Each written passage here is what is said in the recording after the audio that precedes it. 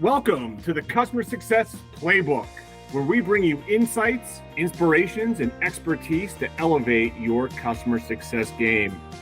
I'm your host, Roman Trebon, and I'm excited to be joined by my co-host, Kevin Metzger. Kevin, how are you doing tonight? Doing great, Roman. Happy Mother's Day. Welcome to the Customer Success Playbook. Roman, you want to kind of go over a little bit about the background of what we do here and why we're talking about it? Of course, Kevs. We're here to help customer success professionals navigate the ever-changing landscape of customer success and provide our audience with actionable strategies and real-world examples they can use in their day-to-day business. So, Kevin, this podcast is for seasoned professionals, those folks that have been in customer success for a while, or that audience like myself that is really interested in customer success, thinking of making a career jump into that field. And they can listen in and hear from seasoned professionals like yourself, Kevin. And tonight we have a really important topic. I think one that I know is near and dear to you and I. It's about playbooks, right? And that's the name of our show, Playbooks. And I'll start with a basic question, Kevin. What is a customer success playbook? A customer success playbook, is a set of instructions on how to operate in customer success and in a customer success scenario. When you write customer success playbooks, you write them for different parts of the customer journey. I want to take a step back for a second and talk about football, which has playbooks, and Clemson football is my football team, and Dabo's our head coach, right? And when Dabo talks about the season, he breaks it up into different sections, starting right from the end of, or in January, or after the last game of the previous season. You've got different parts of the season, and there's and he looks at them in that way, right? So prior to spring practice, there's workouts and there's recruiting, and that's one part of the overall football season. And then you go into spring practice, and that ends with the spring game. And after the spring game, Sweeney will prep kids for what they need to do individually to go prior to going into the summer practices, right, where you start getting ready for the actual execution of the 12-game season. And even that 12-game season, Sweeney breaks up into the beginning, middle, and then like championship season time. And what he's doing for the kids is saying, hey, this is how we run our program. And that's at the high level, right? And then he talks of, you get into the game and you actually got the playbooks, like you got your offensive and your defensive playbooks. Now, in customer success, when you look at this, your customer journey is that year-long season, right? You start with from when the customer makes first contact and follow that customer through the entire sales process, through the onboarding process, and all the way through execution. And then you should have a season-long playbook, your customer journey, and the definition of how that should work and what that looks like. And then your interfaces with the customer and how you execute is going to be the individual playbooks. Does that kind of make sense? Yeah. So, Kevin, so if I'm thinking of customer success for business, and I'm relating that back to football, which is a really good analogy. And if you're listening to this podcast, you're going to hear a football reference once or twice as we continue forward here. But if I think of spring practices and the recruiting before the season even starts, that's probably your sales process, talking to the client really early on. As you get into the first games here, you're probably thinking around onboarding, that part of the customer journey. And then if you go all the way to the end of the season, Kevin, we're thinking maybe where the customer renews, that time of year when you're looking to get into the college football playoff. Are we in line there? Is that how you kind of thinking about this? If our audience is thinking about how this football analogy relates to the a very high level customer journey for clients? Yeah, running through the analogy, I think very similarly. Maybe you would look at recruiting as the pre-sales process, right? Mm-hmm. But that's nitpicking the analogy. But yeah, that's exactly even pre-sales, like as you're marketing to customers and bringing the customers into your sales funnel. What are the things that you want to accomplish? What do you want to communicate? What's that communication plan look like? That's what, that's kind of at a high level. How do you start looking at building out your playbooks? And what are the key metrics you're trying to achieve? What are the tactics and activities you're going to execute? How do you want to communicate to the customer? What do the communications look like? And you kind of want to do that for each step of the journey. And then really, make sure that you find a way to measure and report on those key metrics and look back at your playbook. Is it successful? Do you need to iterate on it? And you want to basically put this together for each step in your journey. Additionally, you want to look at your customer profiles, right? So how's your customer or your customer personas? Are you marketing a product that goes to both small business and large business? Do you or selling a product that goes to both small business and large business? But you have to position differently. When you're doing your regular monthly operational reviews, does a small business that's using your product care about the same things as the larger enterprise business that's using your product? And how do you want to break out your playbook to position so that you're there offensively? Really, all of your active communications, all of your steps to proactively working with the customer, those are kind of your offensive playbook. Okay, let me jump in real quick, if you don't mind. I got a question. I know, and I appreciate you kind of giving me the components of a playbook and what it is. I'm a business. Let's say I'm a mid-sized business, small business. I have customers. They've already signed on, right? And they have my product. They're using my product. Mm-hmm. Why do I need this? They have a contract. It's the end of the year. We're going to have a QBR, every 4 times a year. Do I need this? Why you're in customer success. Why do you guys use it? And all these plays that you're outlining, why is this, I guess, important for the customers? And then how is it important for the people that you're leading? You asked at the end of the question something that I wanted to, it's not just important for the customers, right? It's important for your team as well. Your team needs to know how they're expected to execute. And the playbooks do a great job of kind of setting those expectations when working with your team, as well as giving them a set of plays to follow, right? How do I, when I have a QBR, you've got a QBR, what's supposed to go into the QBR? Mm-hmm. Who do I need to make sure is involved in the QBR from our business, as well as who do I want to make sure I'm getting into that QBR with from the customer side? How do I make sure it gets planned and actually gets executed and attended? What are the steps that I need to do to make that happen as a CSM? All of that can be defined in the playbook and basically helps make the CSM's job easier to execute. Because in the end, if you're not executing clearly and you don't know where your goals are, you're setting out your goals, right? You're setting out your goals and setting a set of objectives so that you can go execute against them, which I think that's, critical to helping make the job go.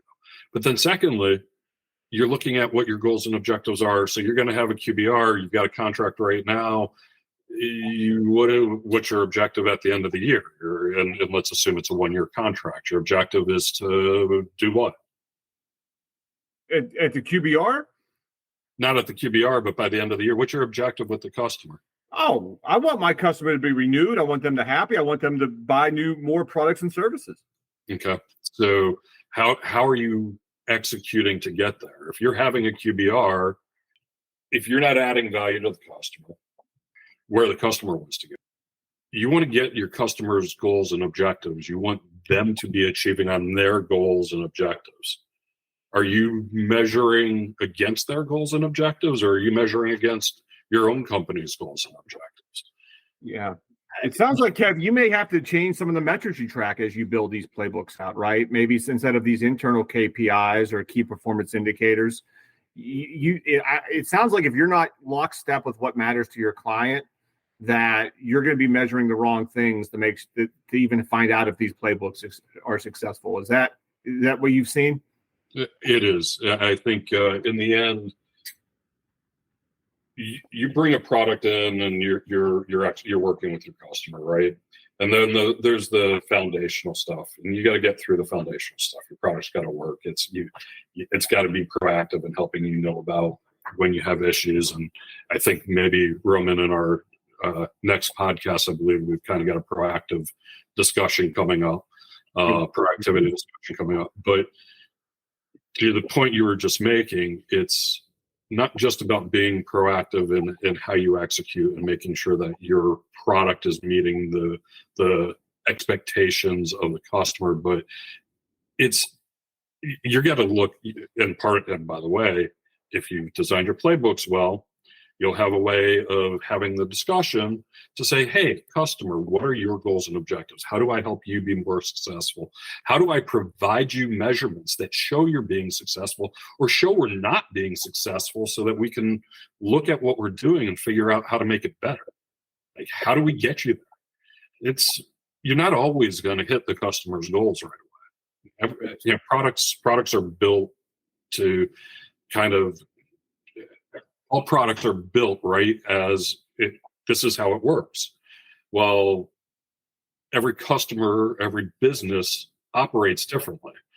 Some of the general principles are great and can probably be applied in 80% of the scenarios. But what about the 20% that helps you get you over the top? And how do you customize? How do you accomplish getting your customers' goals to help them get over the top? If you're not helping them get over the top, then in the end, are you going to get the renewal? Maybe. Yeah. And so, Kev, this is good stuff. As to get to the playbook, right? Let's talk about, for someone that, maybe an organization that doesn't have a playbook yet, or maybe is thinking about introducing a playbook into their organization. I mean, you really need a deep understanding of that customer journey. That sounds like if you don't have that, you're really going to be struggling to find the right plays, delivering value at the right time for your clients, right? I mean, so you got to really wrap these plays around each of these aspects to make sure each at these moments of truth or these key interactions with the client, that they're getting the value from your product or solution that they're anticipating, and there's value throughout the entire relationship. Yeah, that's correct. Here's the thing, which is kind of, if you're operating as a business, there's a journey there, right? Mm-hmm. Now, have you actively defined the journey? I mean, certainly certain steps along the way have been defined, right? But has it been thought of as a whole? Maybe not. Some of the stuff develops, if you're a startup and you started with your product and you sold it to your first customer, and that first customer defined a lot of your requirements. A lot of startups start that way, right? The first customer you have is going to define your requirements. You've got a sale. Now you can sell to somebody else.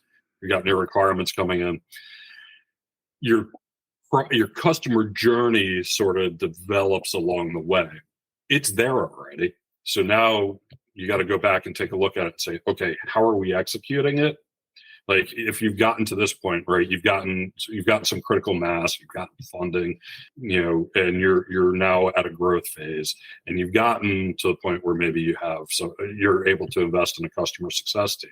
How are they coming in? They're going to come in, and what's your purpose, right? Why are you bringing customer success team in? You want to bring in a team to help take a look overall. If you want to have a customer focused business, and look at your entire process. Where is the execution happening? A lot of the execution of the customer success team is gonna be in your operational process, right? But how do you enter customers into that operational process so that they're gonna be successful when they get in there? What happens up front in the sales process? What's communicated there? Yeah. Defining, if you know how your onboarding process is going to go and what your time to first value is and what that first value is going to be, you can start selling that way early on and help set customer expectations way early on, so that as they come in, those expectations are met really quickly and the customer has a win really quickly. And by the way, you're not going to get it right the first time. And that's why you've got to iterate, which we talked about earlier. You want to go through, you want to look at those measurements. You're going to get close. But if you think about it and take the time to define how that should look, what you want to achieve, what that first time to value is for the customer, what they're going to get out of it, and then go back and show the customer that you did it, even if it's a miss on the customer's goal, ultimately, they're going to be like, yeah, we got this. We understood what you did. And they're going to be excited about making the change to the goal to make it work for the next, right? So now you've got buy-in, and that's really what you're looking for. Yeah, I think buy-in is, I like you said that term, buy-in, Kevin. So is, when you talk about these playbooks, this, we've talked about it's great for the teams, but really it's for your customers on helping them, reach value, right? And maximizing the relationship with the business. As you've worked with, clients to introduce these playbooks, what's their, if you have any examples, like do they like these playbooks? Are they bought in? How does that work from your experience? I'm curious about this, right? I've been a customer on the receiving end, right? And I've gone through, I bought a product or a solution. I'm really excited to use it. And it gets so clunky early on, right? And that leaves a bad taste in my mouth right away. I said, I just went to bat. I budgeted for this, and that's not a great thing. And then I've had where, my only relationship with my partner is, a QBR or a twice a year meeting, and we're reviewing operational metrics that I could see in a report, and I'm not getting a lot of value there, Kev, right? So I'm curious, have you, as your teams and your experience in working with clients, how have they, what's been the reception, and how does even the concept of a playbook, how does that deliver value for a client? Yeah. So there's a couple of things. So some of what I've been talking about up early in the process, right? Those are kind of more internal. When you get to operational playbooks and how you interface, it's different for different size clients. We were talking about the customer segmentations.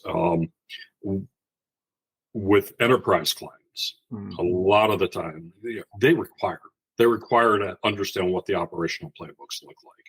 How do you define your SLAs so that how they're going to be negotiated without having to negotiate it later in the process, right? It's defined in the contract, but what's it look like when I have a P1 event and we've got to get it executed against? How do I interface with your help desk, your support structure? Who's going to get on the phone with me? What's the time frame for communication to me? All of that, you're really getting down into the execution of your operation there.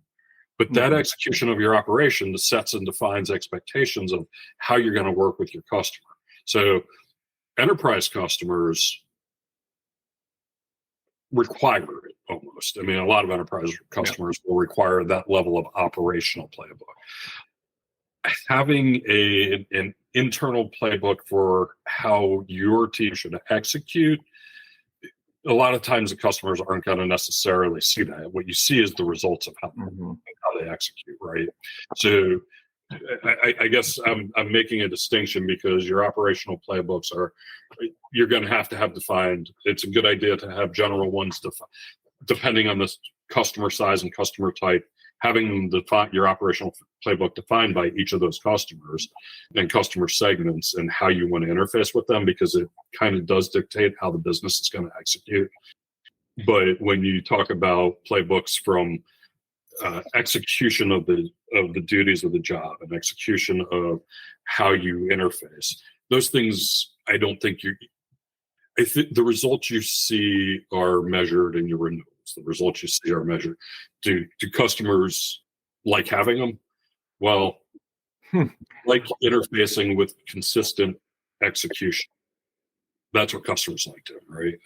If you've got consistent execution, then you're going to see a happier customer. If you're inconsistent in the way you deliver your execution, you're going to have some customers think they are super happy, others aren't, or customers feel like you're schizophrenic as a business. So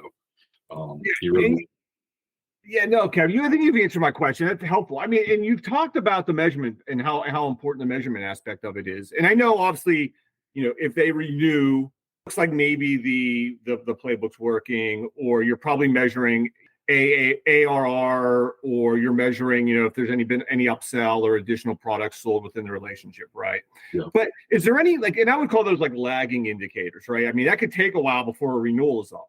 What are some kind of metrics that you focus on? Is it working? Is it just feedback from the client? Is it like talking to them to see if it's working? How do you collect feedback before you get to that endpoint where, let's say, Kevin, it wasn't working, we're getting to the renewal date, customer's unhappy, right? At that point, it's not working, right? So how do you tell maybe up front before you get to a point where the customer says, you know what, this was clunky. Yeah, you may have had a playbook, but it wasn't delivering value, and it wasn't it didn't really meet my needs. And how do you discover that before it's maybe too late? Yeah.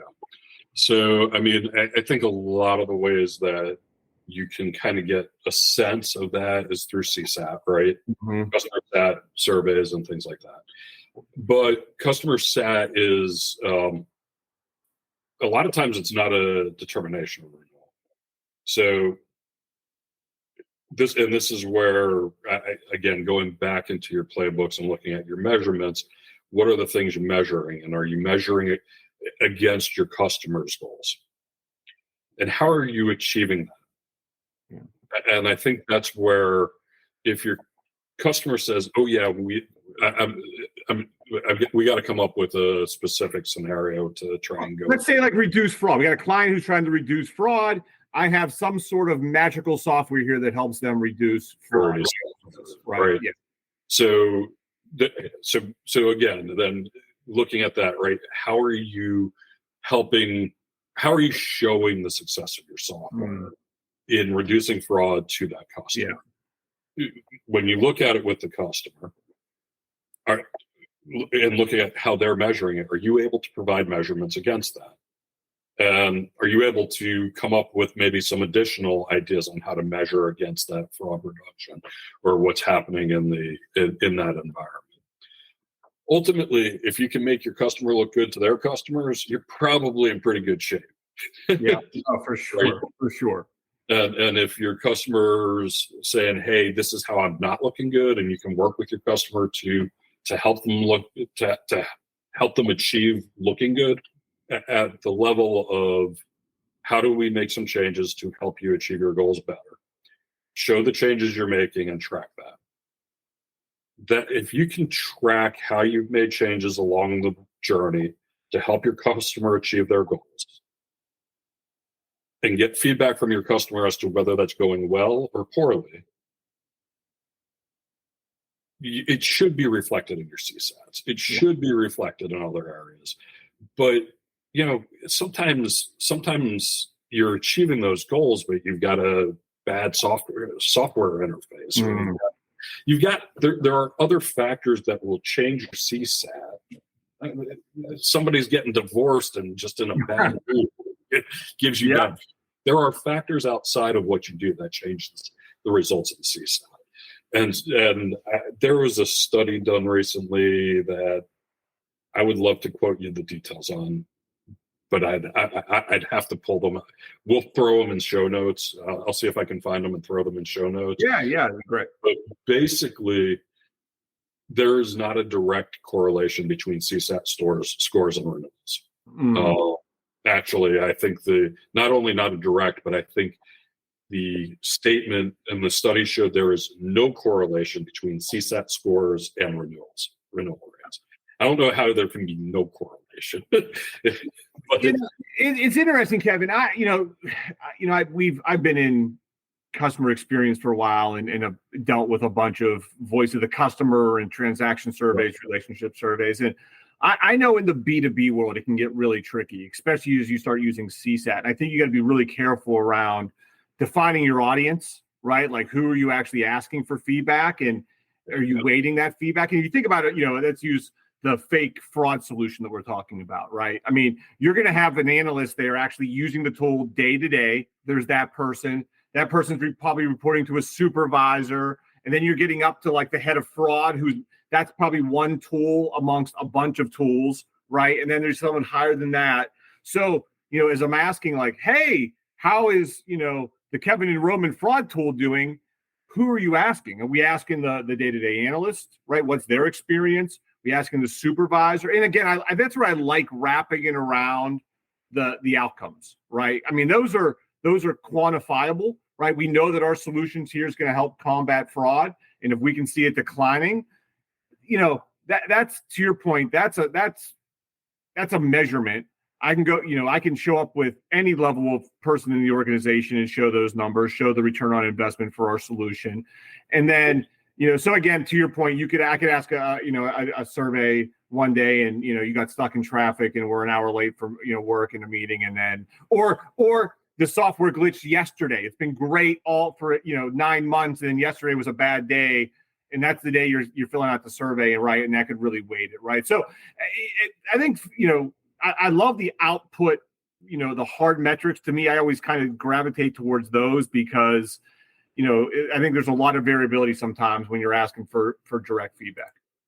Yeah, I agree. And then the other thing that you got to think about, right, is, which is, I think, part of the point you're making, right? You got your everyday users of the application, and their CSAT score is important, right? Because they're unsatisfied. Even if you're meeting your goals and objectives, or the company,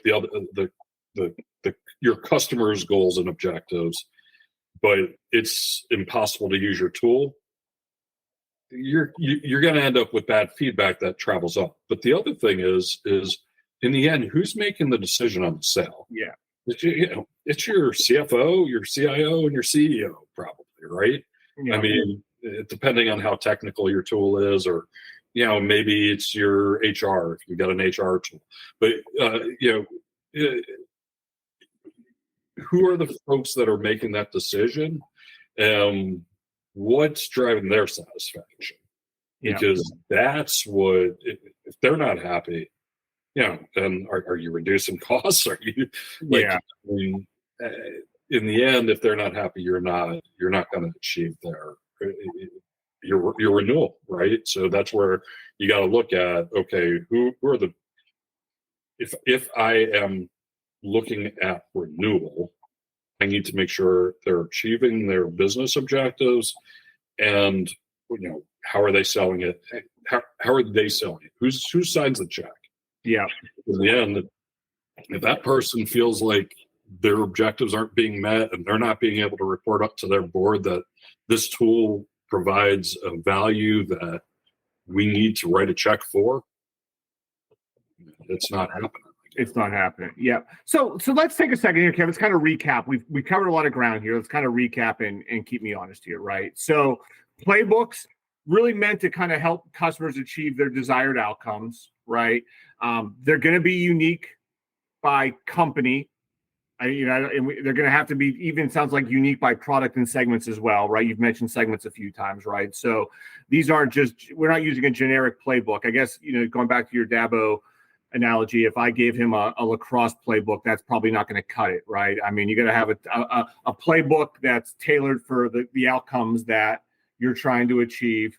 A great tool for, let's start with the internal experience, the employees. I think having a set of guided plays, guided to help them understand what they need to do at the right time to help their clients drive value is probably great for employee experience. It must be great to help people come on board. Making sure that throughout the entire relationship that your customers are seeing benefits of your solution, the organization that they're partnering with is making sure that they're successful, right, Kevin? Do I kind of have that playbook concept at a high level? Is that the right way to think about it? Yeah, I think you've got that well defined. And then, talking again about, just as a recap, kind of the aspects of the playbook, the things that you want to include when you're looking at the journey and breaking down the playbook, right? You've got your offensive, your proactive communication stuff. You've got your defensive, hey, I've got a scenario where we've got an unhappy customer. How do we react to that? So you got those, and then what are you trying to accomplish? How do you measure what you're trying to accomplish, your key metrics? What are the activities and tactics you want to do around that? How do you communicate around both scenarios, right? And then how do you measure the results? And then make sure that you always have a process, whether it be quarterly or semi-annually, to go back and look at how you're performing against your playbooks. How do I have to adjust to make sure I'm accomplishing the goals of my business, which is to increase renewals, which is to increase upsells, which is to increase sales, right? Increase customer references. What are the objectives I'm trying to accomplish throughout my customer journey with my customers for my business, so that I can actually have some measurable results to take back and show my executive team that we're performing against our plan the way we expect to. Yeah. And so there's a lot go here, Kevin. I'm glad the title of our podcast is the Customer Success Playbook, because, these are really, informative, but there's a lot here, right? And I feel like you've given us good background on the, I'll say not 10,000 foot, let's say 5,000 foot view of what a playbook is and how do you implement it. But, and we could keep going here, but, I want to be cognizant of our audience's time. But I even love the part here, and I'm sure we'll drill into a future episode. And you did hint that next week we'll talk about proactivity, but, even dealing with communication, right? When a bad thing happens, how do you deal with that? I know I've been in those certain situations as, having to deliver that news to a client. If I had kind of guided instructions that kind of helped me with that interaction, man, that would have been really great, right? I feel like how my experience was, hey, you got to go talk to a customer. Here's what happened. Good luck.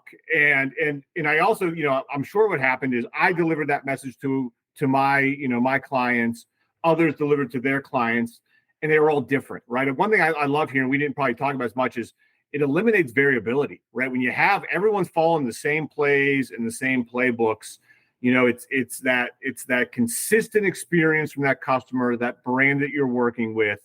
And, I know my experience is sometimes you work with a company and you talk to one group within the organization or a different group, and it kind of feels like different companies. And I love that consistency with what a playbook can provide.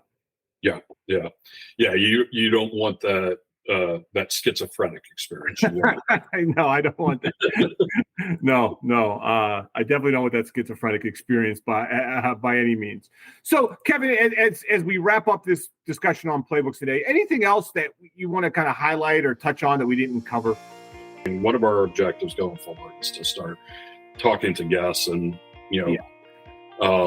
I'm thinking that maybe it might be interesting to have some discussions with some of our guests about the playbooks they have in place and how they're performing against the playbooks, and how they're running into their objectives in business, and maybe getting into details with customers where we can, right? Because obviously talking to a business about some of this stuff gets proprietary as you go. I do want to thank everyone for listening. And if you're enjoying the show, please give us a like, subscribe, and comment. Tell us what you like and what other topics you'd like for us to discuss. In our first episode, we said we'd try to post weekly, but have since realized that we'll probably be able to post a new podcast every 3 weeks or so. And Roman, why don't you take us out? All right, Kevin. Well, thanks. Next week, we'll talk about next episode. We'll talk about proactivity. I'm excited to get into that. And so, until next time, I'm Roman Trebon, my co-host Kevin Metzger. Thanks for listening to the Customer Success Playbook Podcast. Keep on playing.